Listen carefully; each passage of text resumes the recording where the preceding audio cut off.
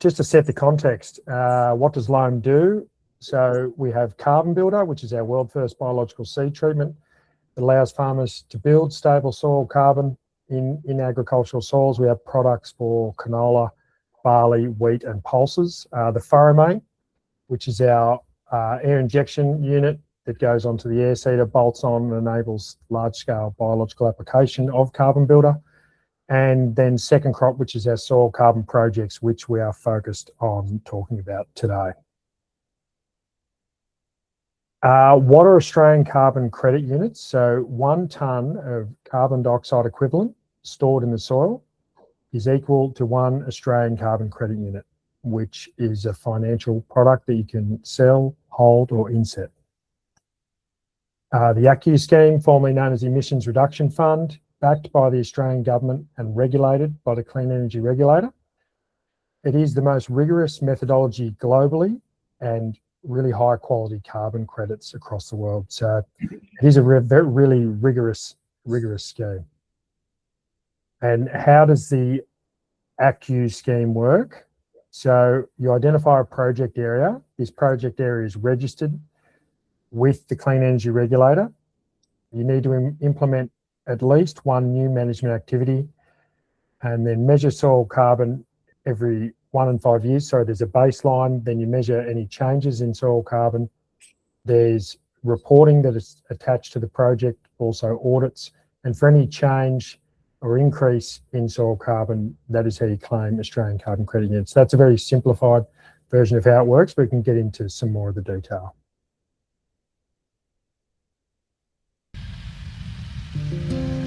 We got no idea what these farms were like when we first took them over. Everything was going in the wrong direction. The paddocks were getting less and less healthy. The soils were getting more and more damaged, and it's a really nice feeling to actually turn the whole system around. You know, that's the basis. If we can get the soils nice and healthy and productive, then everything else will flow on from that.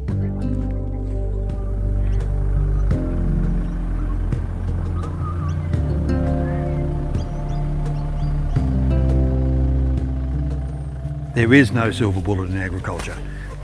You don't build carbon unless you're doing everything else to make the carbon build. It goes right back to soil preparation, fallow preparation, weed control, varietal choice, sowing date, fertiliser application, soil emollients, all the things you've got to do to have a good crop. And then you add the endophyte to it, it takes it to another level again. But yeah, if you're not doing all the basics right, the carbon on its own is not a silver bullet.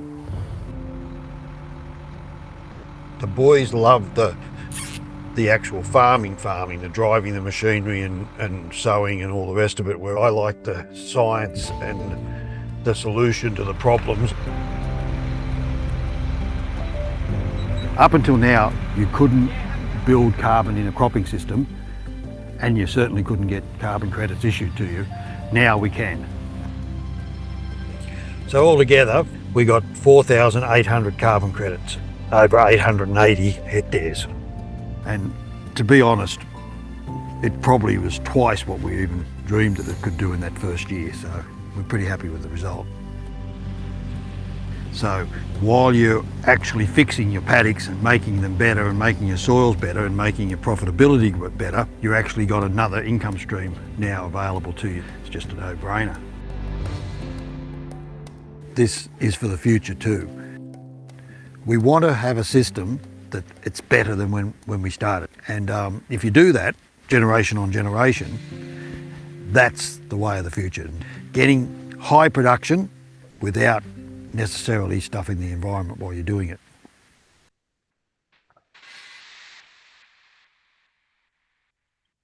Pretty good intro there, Webby. I might pass across to Guy Webb and Steve right now. So, Webby, welcome. You're on mute there, Webby. That old chestnut, the mute button. Best thing I can do, thanks for the intro, Dan. Best thing I can do is to give some background context of how Steve and I ended up working together really quickly, and then really hand over to Steve as soon as we can, because that's what people have come to hear what Steve's got to say, and ask some open forum questions around the project. But Steve and I have been working together. I can't quite remember when we first met, but it was somewhere around back in 2010.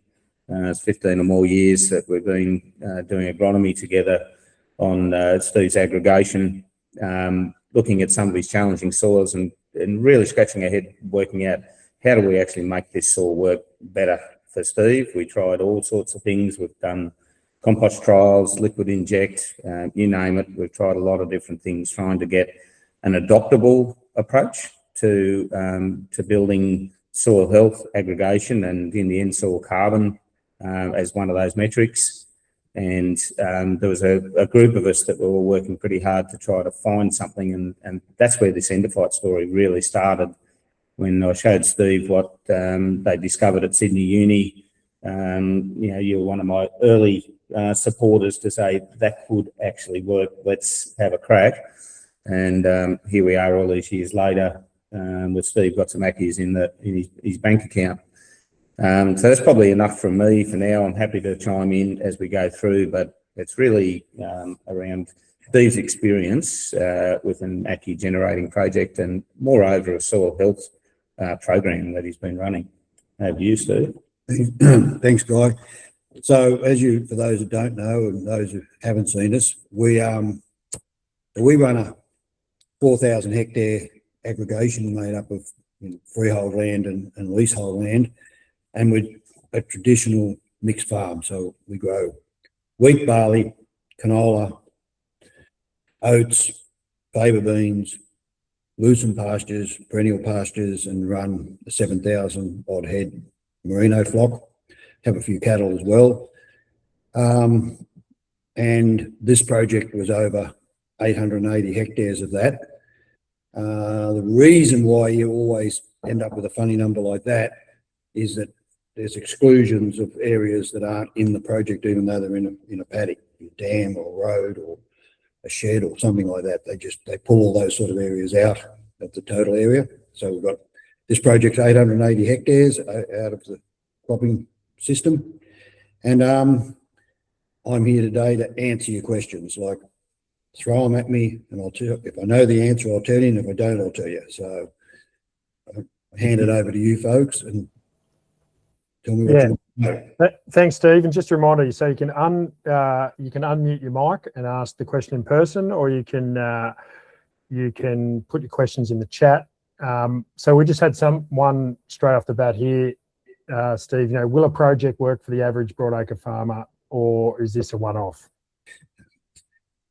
Originally, Guy, one of the things I said to Guy when he came to me with this technology was, if it's not scalable, if the ordinary, average, decent broadacre farmer can't do this, then there's no point.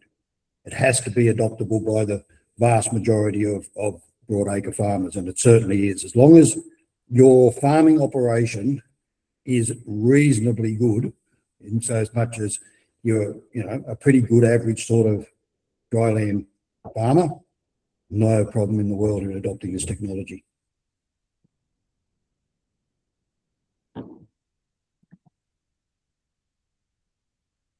I think just to add to that, that was really one of the strong attractions to not just Steve, but other growers that were in this early group looking at soil health, that here's a way that as a grower, you want to be able to choose how you're growing, and you've already adopted the best practices that you think will grow your crop in your paddocks in your district.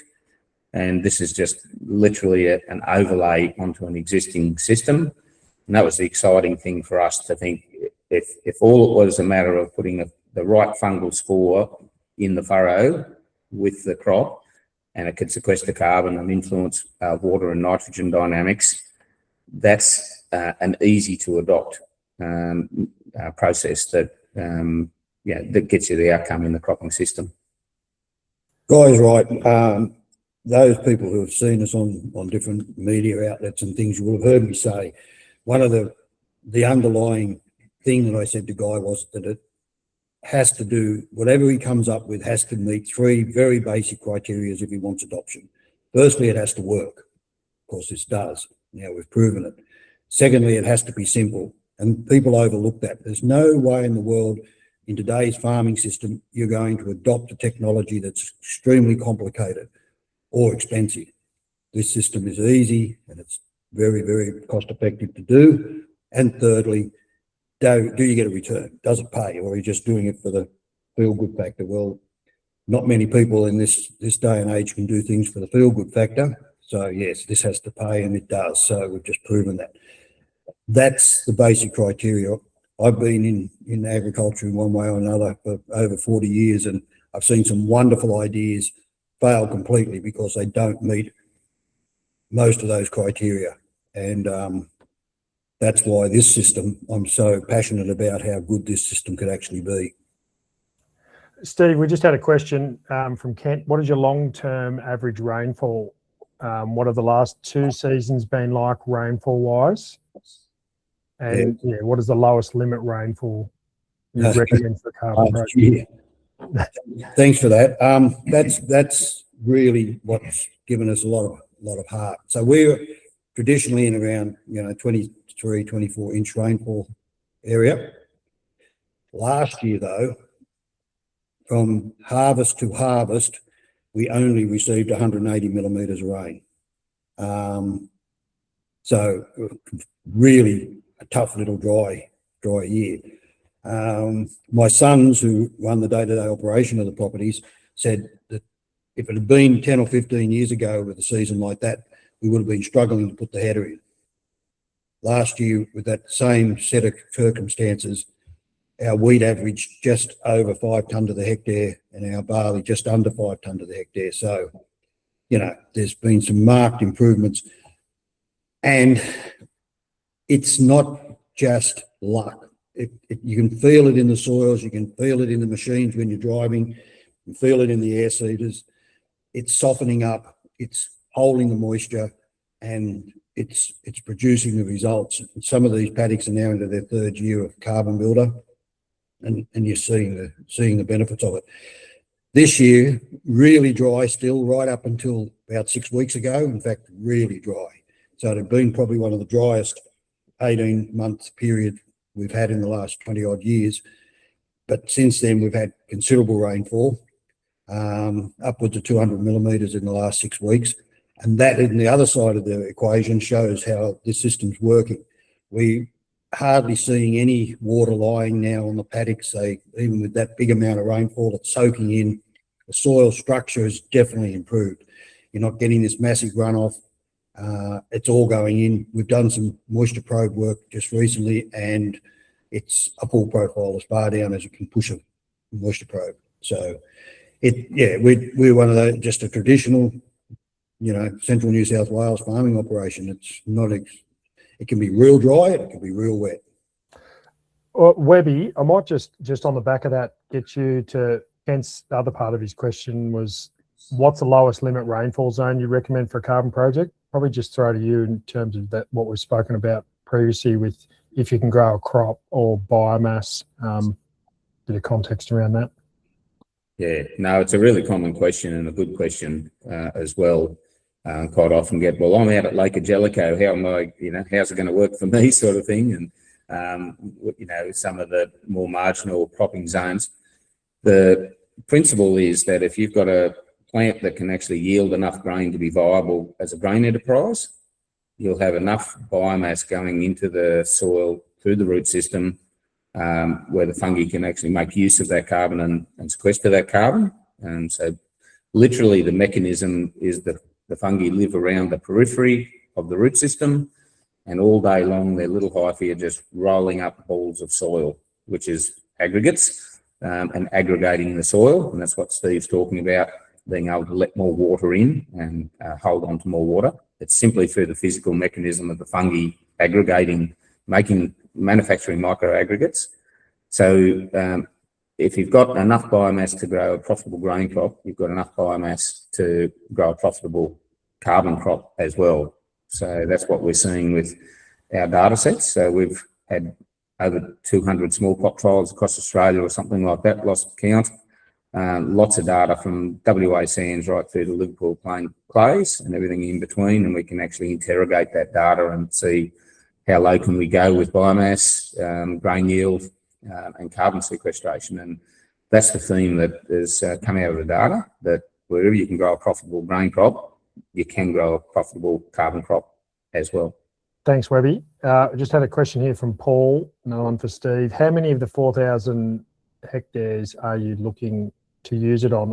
I'm going to take that, Paul, as using the product on, or are you, or maybe, I guess, Stevie, going to look to expand the carbon project? So probably a two-part question there. Yeah, that's a good question, because we have a fair bit of leased country as well. So when you want to, you can delve deeper into what happens if you're a farming country that isn't owned by the entity farming it. But in our case, so our home farms, the ones we actually own, all that was available in the first farms is in the project, 881 hectares. The newest farm isn't in the project yet because we've only recently purchased it, so we're getting it organised. We call it priming the paddocks before we start, before we do a baseline. So it will come into a project.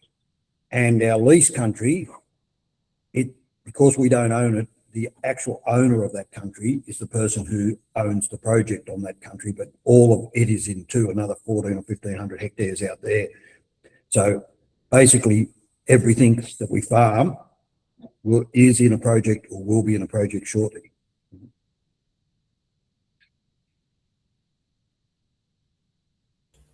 Thanks, Steve. Yeah, just while we wait for anyone else to put, oh, hang on, here's one from Sam. Are you seeing different levels of carbon being sequestered across different soil types? Does it favour certain types? I think that's a good question for, say, you, Phil, because you're the bloke who does the analysis. We actually stand hands off on those sort of things. We really don't delve that deeply into individual test sites. It's more an overall project, and so I'm not 100% sure myself, but we've got Phil Peterson here, who's the agronomist for Loam, and he's the bloke who'd know more about that. So I'll hand it over to you, Phil. What have you been seeing? Thanks, Steve. So There you are. You're there. No, you're there. Yeah, that's fine. Can That's you fine. hear me? Don't move that, Webby. Yep, audio's all good. Just far away. right. So yeah, no, good question. There is variation across a project, a farm, if you like. It seems, as Webby mentioned earlier, it seems to work from light sandy hydrophobic soils over in WA right through to really heavy clays with cation exchange capacities of above 50. So there's very nutrient profile and the pH as well.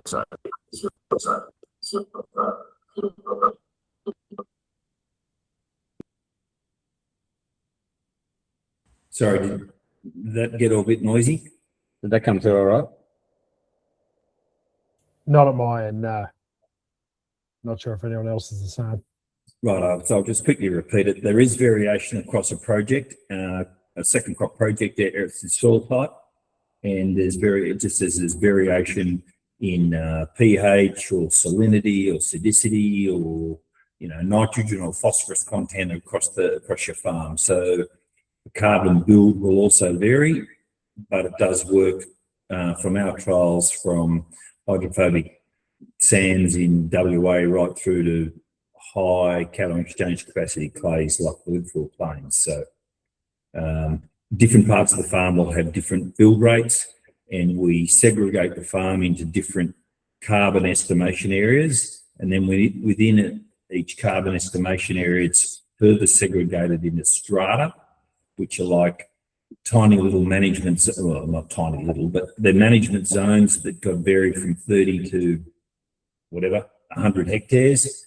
where we're matching like for like as best we can to reduce the variations in the calculations we have to do as part of the compliance. Thanks, Phil. Now, Joel, I know you've got a question there, but we might just go to Janet's this is for you, Nico. Are you intending to use the product every year, and are you using any other fertiliser?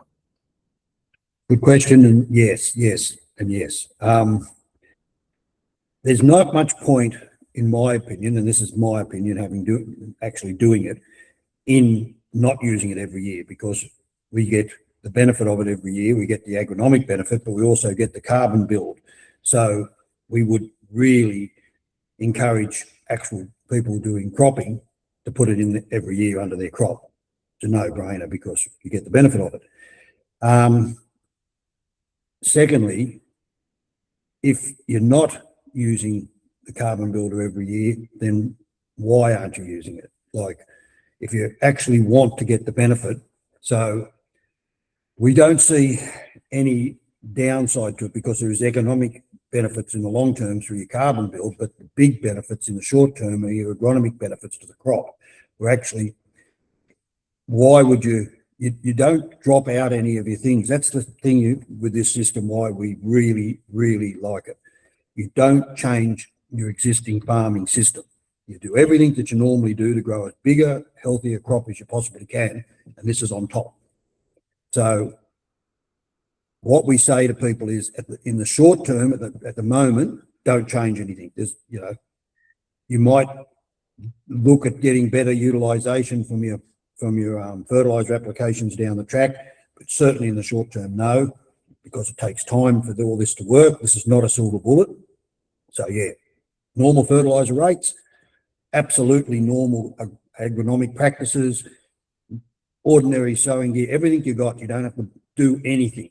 You just farm and put this into the system. And I was saying to people earlier in the day, this will become just like every other part of your farming system. You wouldn't stand there and say, oh, I've got a lot of ryegrass in that paddock, but I don't think this year I'll spray for it. You just don't do that. And same will be with this. You won't sit there and say, oh, I won't put carbon builder on this year. It'll just become a part of your normal farming system. We just had another question here from Emily. When did the project start, and what was the time between baselining and first sampling round? It was what, 18 months between baseline and first sampling? 2 years. 2 years. Yeah. So 2 years from baseline to first sampling, and the sampling represents the cropping season of 2024. What sort of increase in soil carbon percentage are you seeing year on year? This is from Ed. If you need to do a strategic cultivation, how much you're expected to lose? So before you go to that, Steve, I will just say the testing round. So there was baselining, and then the testing one round was done 2 years later. So you're not testing every year by the carbon. Steve might have done his own agronomic tests, or there might have been some pilot testing, but when you're part of an ACCU project, you're not testing for the carbon. It's not annualized test. But yeah, so sorry, Steve, I'll probably throw to you other one. If you need to do a strategic cultivation, that comes up a lot. We categorize ourselves as not zealots. We do what we know is best for our cropping system to get the best possible yield. Now, so we'll cultivate if we absolutely have to. We'll burn stubbles if we absolutely have to. If agronomically that's the best choice for a certain problem. Because we are testing fairly regularly, because we're the first and we want to see what happens over time in a much shorter time frames than the average farmer will, who'll be in a second crop program. We're a little bit different, but if for an ordinary cropping program, if you're going to test it once within that first 5 years, the spikes up and down will tend to level out. And you also got to remember, if you cultivate a paddock, it's only a paddock within the project. If you cultivate all the paddocks within the project, you might find a bit of that. But you remember the science, and we're seeing it on our farms. A lot of this carbon is being built deep, below 30 centimetres, way below any cultivation level. So the chances of losing that carbon is very, very slim. And the labile carbon in the surface fluctuates as we all know, constantly, whether it's by cultivation or just by leaving it alone in a fallow. And so, yeah, you'll get fluctuation. The fluctuations will depend on the paddocks and what you do in the paddocks, but over the 4 years or 5 years between testing rounds, that tends to all even itself out. I might just add that nuance that you've stated on there, Steve, around, if you need to do a cultivation, you will, because agronomically you're trying to grow a good crop. And you may lose a little bit of carbon if you're tilling in the top 10 centimetres or so of that top carbon. As Steve says, a lot of it's stored below that with the fungi because they exist around the periphery of the root system. This particular project, over 50% of the carbon was stored under 30 centimetres, so between 30 and 1 metre. And the type of carbon, as I said before, the fungi are aggregating soil all the time, and that's where the carbon is trapped in microaggregates. So unless you're busting open those microaggregates, it's trapped inside those microaggregates. But the other thing, if worse comes to worse and you've got to do an aggressive tillage, because it's going to serve agronomically, it's 1 step back and 2 steps forward, because the next crop is going to thank you for the agronomic intervention, and you'll be able to grow more biomass that following season. If that's the agronomic outcome, which it should be, then the next season the fungi have going to have a bigger crop in which to work with and a better agronomic outcome, and you'll store that carbon back. Thanks, Webby. So that goes, like, it probably concerns these next two questions. And yeah, sorry, thanks Connor for sharing Giles again. I was just waiting for to answer those farm specific ones before getting into something like this, which really concerns the project. Like, what does the forecast ACCU profile across the 25 years look like? The first year was greater than expected. My initial thought was there could be diminishing returns over time. What are the risks to carbon returns in the ground? Well, we've just talked a little bit about that, but also, does that impact the ongoing costs of reporting across the 25 years? So before, there's a fair bit in that question. One thing is that Loam, as partner in the second crop project, we pay for the audit and the reporting costs. So yeah, the farmer isn't bearing any of that cost. And in terms of what it looks like over the 25 years, I mean, it's very hard. I don't think anyone can predict or forecast what,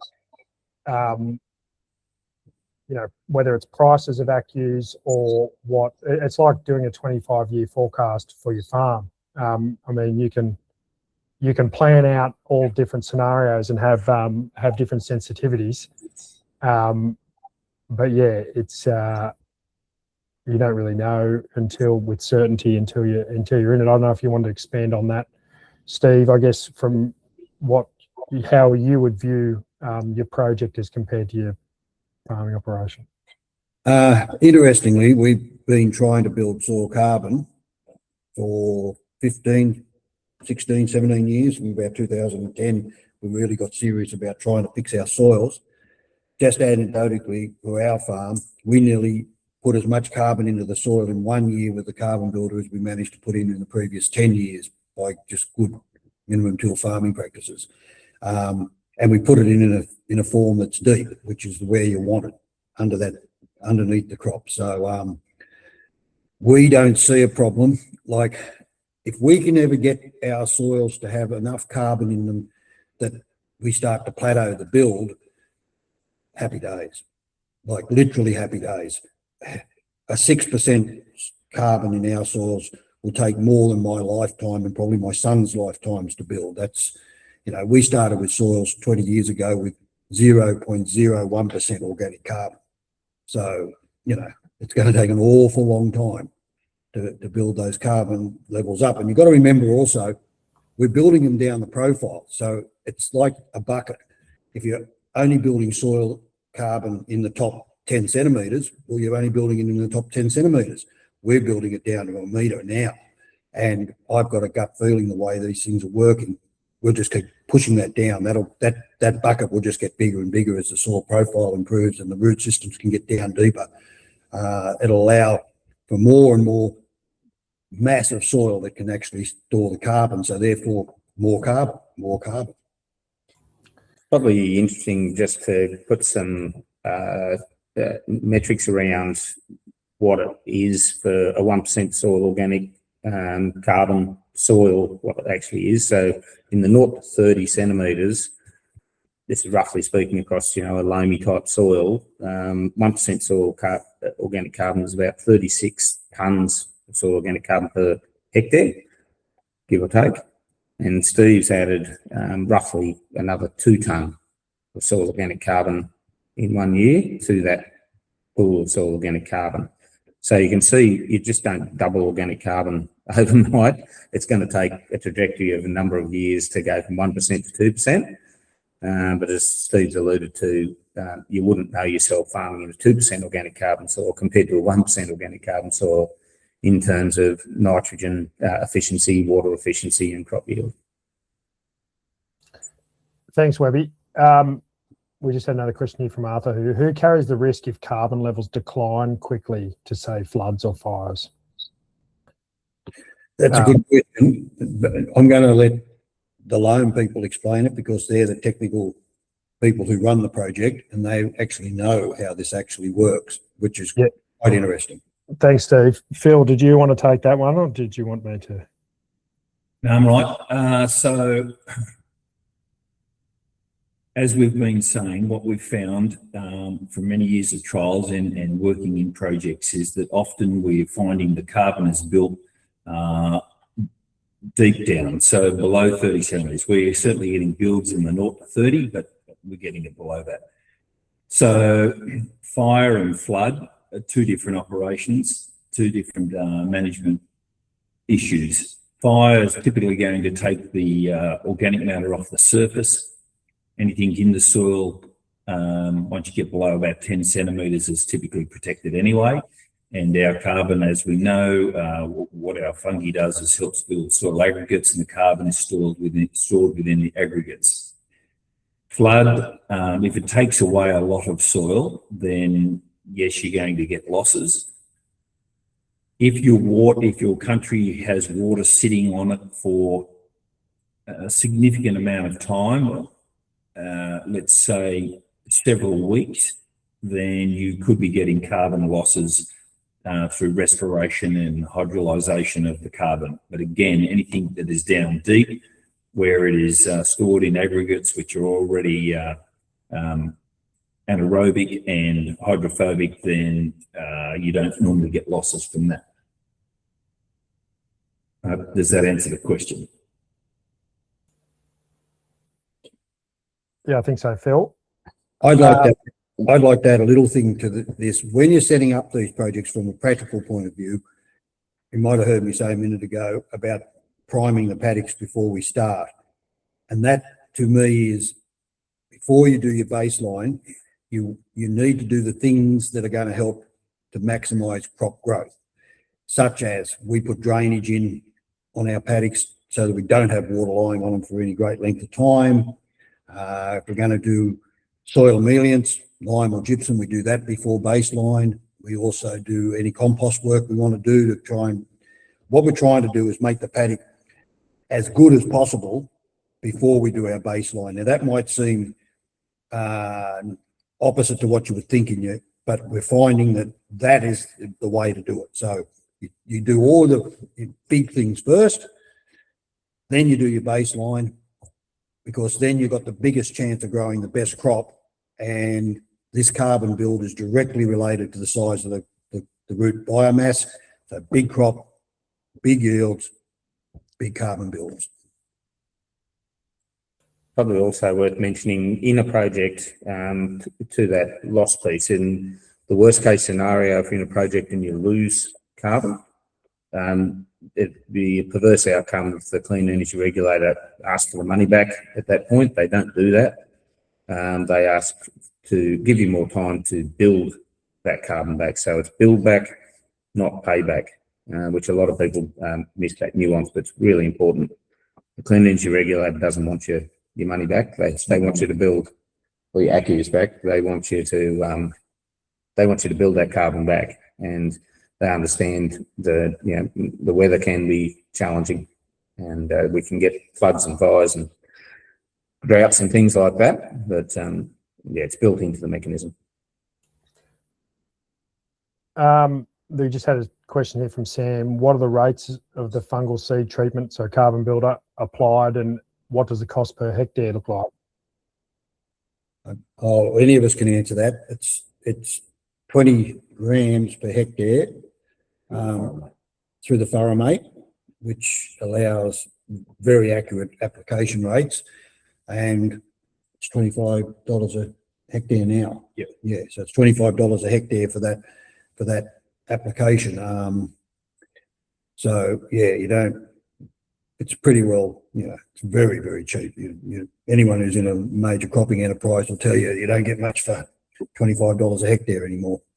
You'd actually And- your ROI. Yeah. So on our first project, so this, you got to remember, this is 1 year. It's really 1 year's build because of year 2024, even though baseline was 2023. That was very early in the project's lifetime. So it was really 2024 was the first year where the whole project was applied with Carbon Builder. So for that year, if I'd gone out and bought a Furamate and bought all the Carbon Builder over my project, it would have cost me roughly $40,000 to do that exercise. And we've built, what, 4,500 or 300 or 800, what is it? 4,800. Yep. 4,800 ACCUs from that year. So you can do the maths pretty simply. Today it's about $37, so $37 times 4,800. It's about $4 or 5 to $1 for every dollar invested in year one.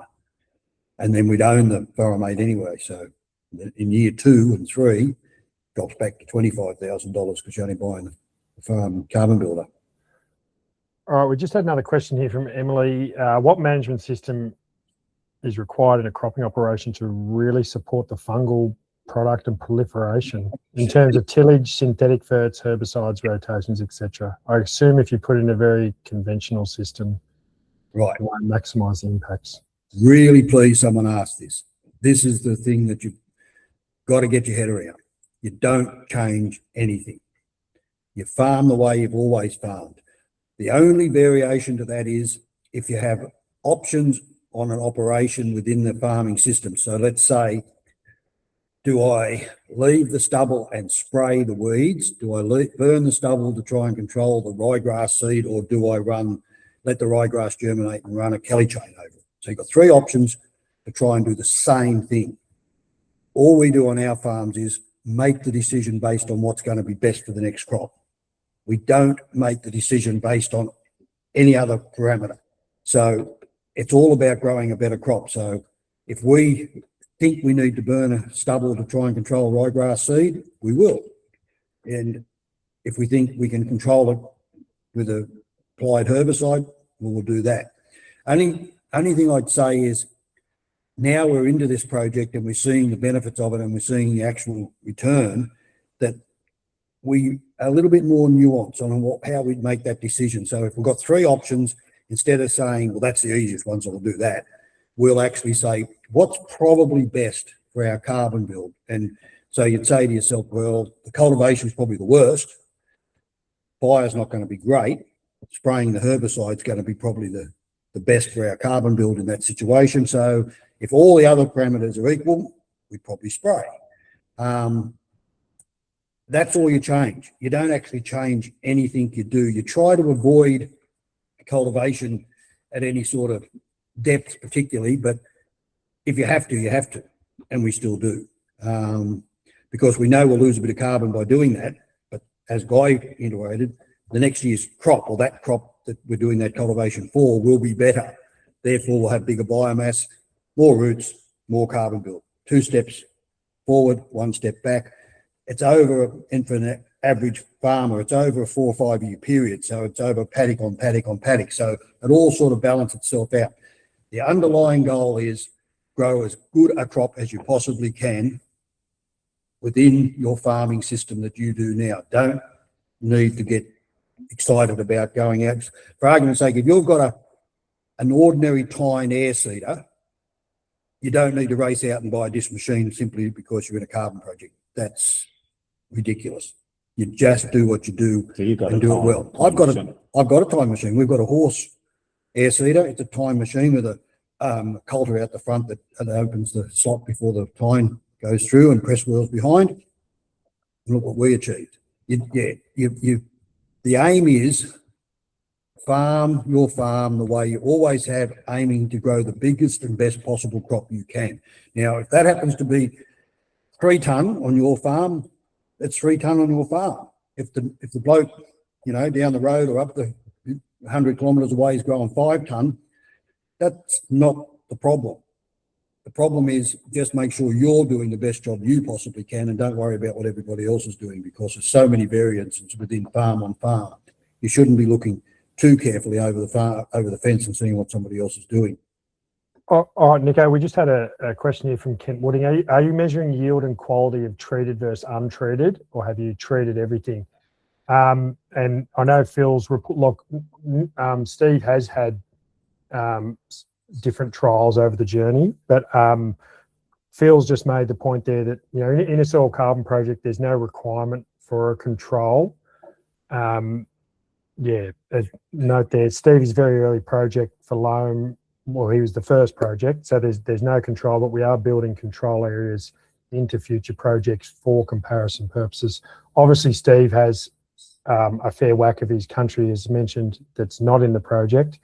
But yeah, not about, I don't know about specific control strips, but Steve, if you want to maybe talk a bit more on that. As far as I'm aware, you're not allowed, or you should, not allowed to do on and off within a paddock, within a carbon project within that year, are you? You can't. Well, it can't be counted towards, then it can't be counted towards it because that eligible practice change hasn't been made across right. the area. Yeah, that's so carved out of the project. It'd be just purely for your That's important. That's definitely important. We're looking to try and, it's hard to explain. If you've been farming a paddock for a number of years and a number of seasons, you get a pretty good handle on what you would expect the yields to be in any given season. And we all keep an eye on that pretty carefully. And if that yield falls dramatically below what we would expect, then we ask the questions why. And sometimes, the questions in the past were pretty simple. We're not seeing that variation that we were seeing. It's tending to show that it's evening out the yields across all the paddocks. Now, whether or not it's the carbon builder on its own, I'd be very honest and say no. I don't think it's the carbon builder on its own. I think it's a combination of everything. I've often said you do 10 things well, and each of those 10 things add 1% to your yield. Your yield doesn't go up 10%. It all of a sudden jumps and goes up 15 or 20% because they feed off each other. And that's what we're seeing. It's not just the carbon builder, but it's everything else that goes behind that carbon builder application. There's certainly something going on because, as the boys said, last year on 180 mils of rain, harvest to harvest, we generally, from experience, would have been battling to put the headers in. Like, it would have definitely died in the spring. And it went over 5 tonne. Like, they just tend to even out. We've got crop monitors on our headers, and the paddocks are definitely starting to even themselves out. I really can't wait to see what they're like in 4 or 5 years' time. Just probably further to that, Paul just had a question that what percentage of crop yield increase have you seen year on year? It's too hard to verify because, as I just said, it's lots of things. Like, if you look at, we did some water use efficiency modelling between 24 and 25, so the first year and then the second year, and it was dramatic. Like, it was threefold better in the second year with a very low rainfall. But it wouldn't all be the carbon builder, it would be everything else too. Like, so what we're saying is that what little rain we got in 2025 obviously soaked in and was available to the crop. The crops were healthier, therefore the yields maintained, and come the spring when everything normally would have died on such low rainfall, these crops maintained their yield potential and harvested very high yields. Whether it's, you can't underestimate the benefit of this aggregation in the soils. When anyone has seen that television thing we did for Channel 7, that is some of the worst paddock and worst country on our farm. And I just pushed that moisture probe in before these last two rain events down to the handle with little or no force whatsoever. Go back 15 years ago, you wouldn't have dug that with a crowbar. So that's the difference. There's something going on. Question there from Alice, which that's more a Loam question. What services does Loam cover and what costs do the farmers cover, and what is the ACCU split? Or is it adaptable depending on the farm preferences? Yeah, so every farm and project is different, Alice, and yeah, you can get in touch with the Loam team to discuss those details. Yeah, we do have we have had projects and things have evolved over the journey as well. So there is some different costs associated and different ACCU splits and that along the way. So if you want to just contact us directly, we can discuss. Yeah, that's important. You really, it's not a one package fits all. You really need to talk to Loam and get your head around exactly what you're trying to achieve and what sort of project you want to actually be in. I can't tell you any more than advise you to do that. That's critically important. Talk to Loam if you want to go into a Loam project and get a handle on what you're trying to actually do.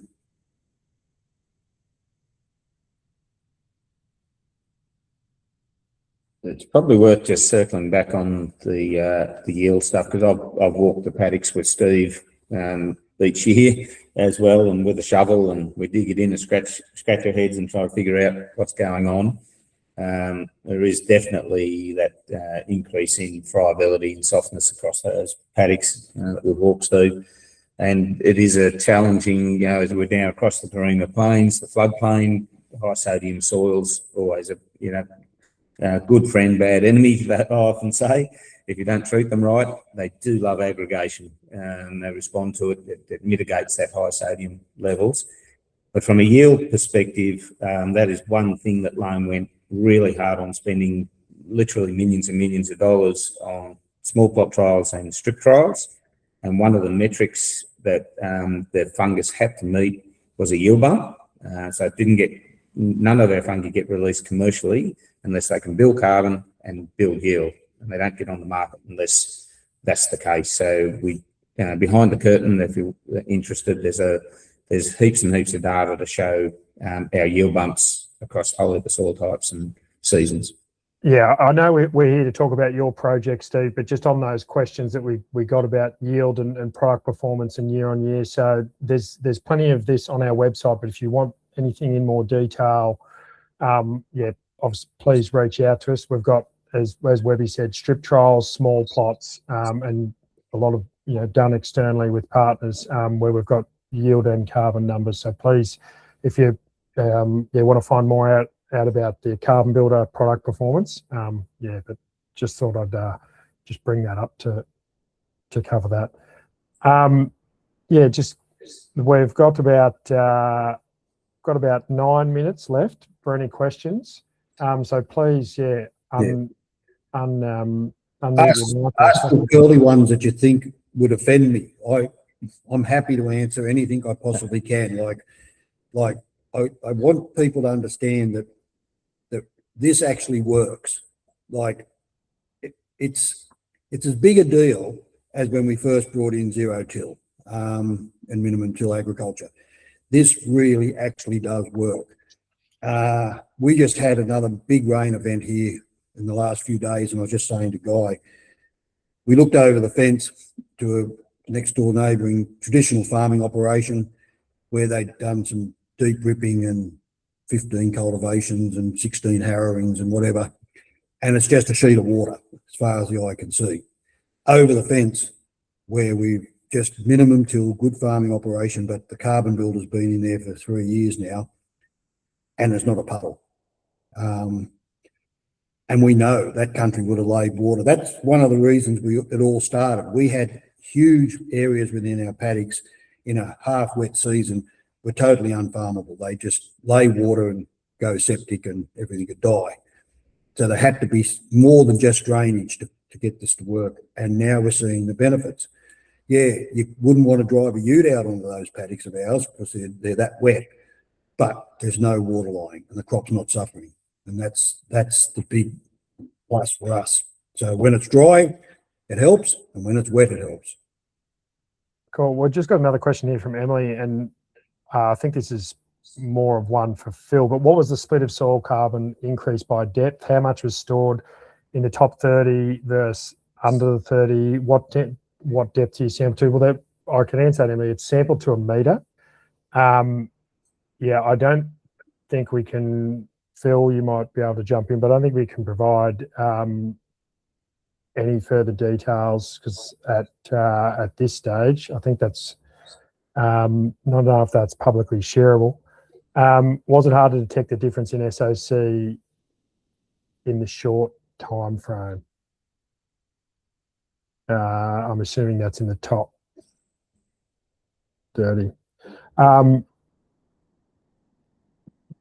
And another question here from John. Did I miss if the bio is specific to all plants, SPP or not, like VAM?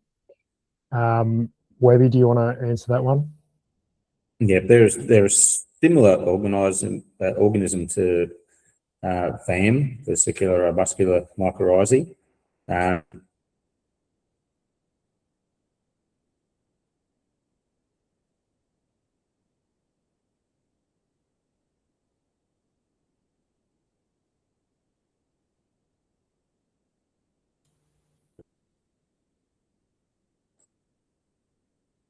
more mutualist organisms, and they will host on most, if not all, plants, and they have ability to live out in the soil and also as a true endophyte, which means to live inside the root and express itself from the root out. So it is a different organism, and it will be hosted by all our cropping plants. That answers that question. Thanks, Webby. I did lose you at the start of that, so I wasn't sure if that was me or the of my connection or yours. Did you get all that, John? Okay. Yep, he's got his thumbs up, and that's good. Yeah, cool. It might have been me. And we just got I think it's a comment here from Adam rather than a question. Mentioned that Loam Bio and Soil Sequest have a new project across 5 areas in New South Wales where they'll be tracking the co-benefits of the fungi in treated versus untreated strips over 3 years, including soil crumb depth, infiltration, aggregate stability, and crop water stress. Thanks, Adam. That's Adam O'Toole, the soil scientist. That's probably a point of clarification when people might get confused. Who's who in the zoo, and we've got Soil Sequest and Loam Bio out there in the landscape. Soil Sequest is the not-for-profit research institute that basically did the early research on the endophyte, and then we handed it over to the for-profit to basically commercialise the fungus globally, which is Loam Bio, of course. Soil Sequest still exists to do research as an independent institute, and Adam O'Toole is our chief scientist that heads all that up. cool. We've just got a couple of minutes left. So there's any more questions for Steve while we've got him here? He's a busy man, so, you know, it's a good opportunity. You might have answered everything, Steve. That'd be the day. Must be some burning questions there. Yeah. We're also, so we do have another couple of webinars planned that we're we've got to confirm the dates just to work around Steve's availability, and then we're looking at another webinar that really looks at the return on investment of being in a carbon project and pulls that all apart. Kent just had a question here for Steve. Are you happy with the Furomate system? Yeah, I'm glad someone asked about Furomate. To me, it's one of the greatest inventions since sliced bread. It is only in its infancy in so much as it's, 4 years old. We've been playing with and getting it right. I talked to my son before I came in because he runs a sewing operation, and basically he's had no issues with the newest variants of the Furomate at all. It's just a no-brainer. It is a wonderful piece of kit. You can just, takes away all the needs for seed treating up the auger or whatever, and trying to get, utilize really good overall coverage on the seed. It's all taken care of. Just jump out, tip it in the top of the box, close the lid, and away you go. It's very, very accurate, and we're sowing. We've had all the variants of the Furomate has been developed, and it is a very good machine, and we have no problems with it at all.